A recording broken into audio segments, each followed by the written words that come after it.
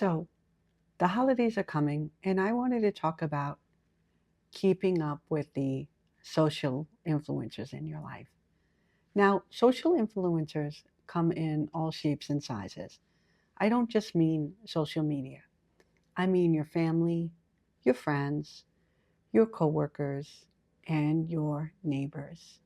Now, we can get right into it from the beginning. And let me just go over these four underlining psychological factors that affect it. So I have this written down. One is a comparison trap. So these are areas that are psychological factors are at play that get you to spend your money. And so there's the comparison trap. When you see what other people have, you might feel lacking of what you might not have. And so sometimes that may get you to spend money. The other is the emotional connection that you have with the people in your life. So they may influence you socially or personally, and you have trust built with them. So you're more receptive to their suggestions on what you should buy. And I'll give you an example of this. So I was at my sister's. She had this really cool charger. And before you knew it, we were looking online on how to get this charger that would work for both my iPhone and my watch. At the end of the day, I already have an iPhone charger and I already have a watch charger, almost in like my place in Florida and my place in New York. I don't even have to travel with one. So these are things I don't need, but this was a nifty thing along her bedstand, her nightstand, that we were staying over, and yeah, it was something cool. So it's just very simple and subtle things at sometimes. And then there is the normalization of spending. Frequent exposure to other people making purchases will make you feel like it's normal to be buying things all the time. We are pushed into consumerism more than we know.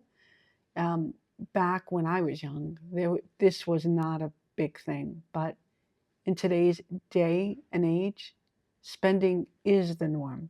So you're doing something quite different when you're not spending every day. And then lastly is social pressure. There is, I think, in all of us, a desire to fit in. And so if you're going to reciprocate to, let's say, when you go to someone's house, a housewarming gift, just um, let me see what other areas they say. You don't want to disappoint people, and so there is a little bit of a social pressure, and it can come through at work. It can come through in other areas as well. So now we talked about some of the underlying psychological pressures, but just go through the areas of the social influencers yourself. I wonder if you hear my new fridge kicking in.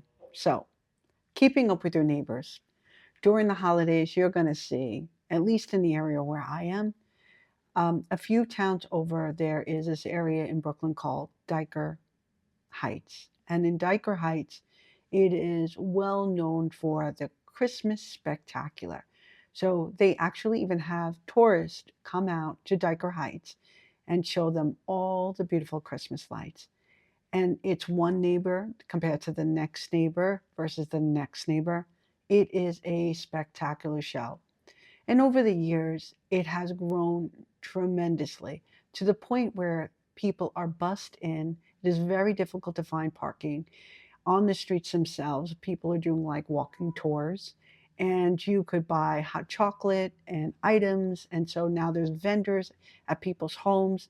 There's used to be, I'm not sure if there is anymore. I mean, I did go last year, and I am planning to go in a few weeks as well. It is part of our Christmas tradition to go and see the lights. But they used to have almost like social media has, where they're asking you for money to help with their bills, because these Christmas light spectaculars, the bills that these people must have just to put on these light shows, it's incredible. So imagine being that kind of neighbor. You're living next to someone next door to you that puts on a show and a spectacular event. Before you know it, every neighbor in the neighborhood is doing the same thing. Some are more grandiose than others, but it's a light show. So keeping up with your neighbors, definitely when it comes to seasonal decorations. It could be other things as well. Um, it could be block parties. It could be getting together for happy hours. And in our building, we do summer events. Sometimes we do winter parties, and so there is a lot of social influencing going on when it comes to neighbors.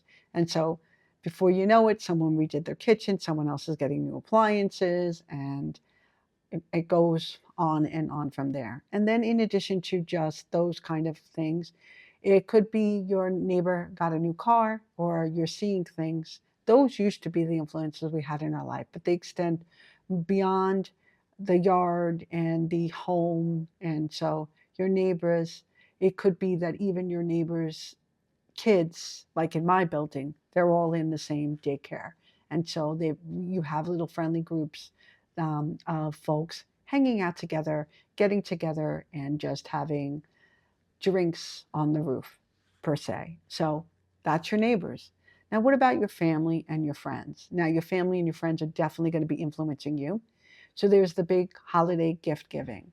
What are you doing for gifts? Are you buying everyone in your family a gift?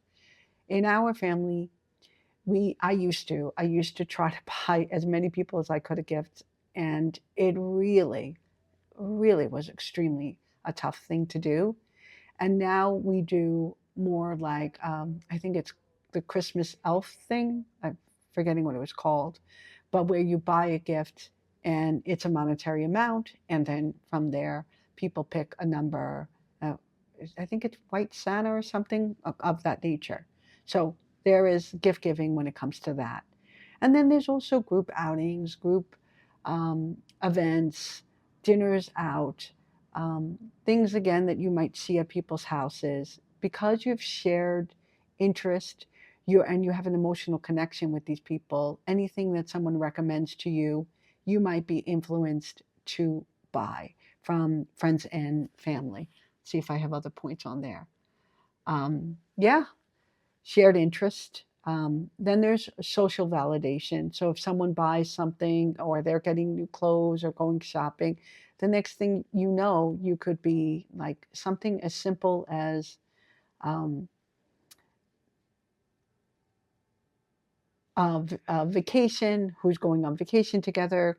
It could be clothes, it could be gadgets, in the example that I gave earlier. And then, of course, group activities, a family trip, friends getting together, another night out of drinking, and then there are the coworkers. So coworker things go on as well. So it could be competitions. So in my office, for instance, we do a decorating competition. Now they chip in, and the firm does give us a little bit of a budget to do that. But each year that I join this competition, I go way, way, way over budget. So it's not enough to decorate, at least for the first time I did it, using the amount of budget that they had given us. So you end up spending more. And then there are the other kind of events that go on for work, whether it is office birthday parties or contributing to someone's gift, or it is this week there is something called Friends Thanksgiving. So people are doing potlucks and bringing things into the office and sharing a meal together. All these things are really lovely, but they do contribute to social influencing and getting us to part with our money. And not that anything is wrong with this, but you just have to be careful because at the end of the year, with all this social pressure, then there comes into everything else the social media pressure that we already get. So it could be that you're watching someone that you relate to or content that you find appealing for you. And because you're doing that, you're getting targeted ads that are going to be geared towards you. You might be watching shopping hauls, or you might experience the fear of missing out on things. So get it while it lasts. There's a limited time offer. This deal and discount code is only for this certain time, and you may be influenced into spending money. So, what can we do with all these social influencers? Um, Maybe limit the exposure. The best kind of things that we could do is limit exposure. We could opt out. So we could opt out of gift giving. There are certain people who completely forgo the idea of giving altogether. Now, I don't go that far or that extreme. I do like doing the white elephant, I think it's called, or the white Santa gift giving event, but I might skip out of the ones in the office pool as far as we do it in the office as well. And then the other things that you could do is maybe not go overboard. Use what you already have. So in the instance of me decorating our office area, I'm just going to use what we have, and whether or not we win or not the competition, it's not going to matter to me. It's more about the appeal of, and not even using the additional budget that they're going to give us to use. It feels like if I end up doing that, I will end up going and spending more money on certain things. Now, I love the holidays. I really do enjoy hosting, and that's another area. But this year we're going to go lighter. We're going to actually go out to a restaurant and then just have desserts back at our house and open gifts that way. So we kind of do many Christmases in a way. We do Christmases with my husband's family and then and friends, and then we do it with my family as well. So it's a lot. It can be, then doing stuff in the office, going to holiday parties, buying dress now, and an outfit to wear and all those kind of things. Again, in that instance, I'm going to use something I already own for those kind of events. Now, the holidays, they can really get you. So you just have to be mindful, use what you have, maybe opt out if it's, there's just too many things. Decide on who is most important. Try not to buy for everyone. Maybe don't go overboard when it comes to decorating. When it comes to being influenced into buying things that you may see someone else have, put a break on it, and maybe just have them send you the link, and you think about it. Oh, let me see. I want to make sure I'm getting in the right color. So don't be influenced in the moment to spend, and maybe cut off whole social media spending right now. I know there is, sometimes we all want to be part of things. For me, I, I like giving is one of my big areas that actually do like to do as far as, you know, when I'm giving gifts to people around my building who help out and to clean and the bonuses that we all have to give. It's just, it does end up being a lot. So try to cut back where you can and be more conscientious of all the little ways that you may be spending money, and hopefully you can figure out your own ways to cut back on all the social influencing that goes on during the holidays.